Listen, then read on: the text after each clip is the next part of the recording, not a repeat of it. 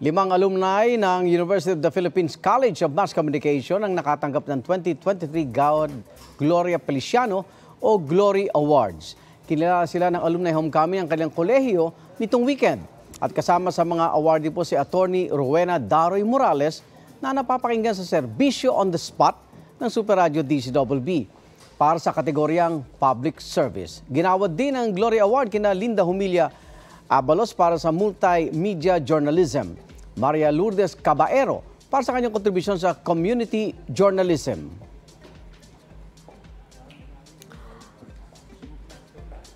Martica Ramirez Escobar para sa Independent Filmmaking at manunulat na si Paz Verdades Santos para sa Cultural Preservation.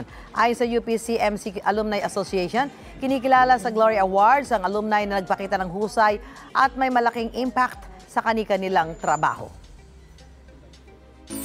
Igan, mauna ka sa mga balita. Mag-subscribe sa GMA Integrated News sa YouTube. Sa mga kapuso abroad, subaybayan nyo kami sa GMA Pinoy TV at sa www.gmanews.tv.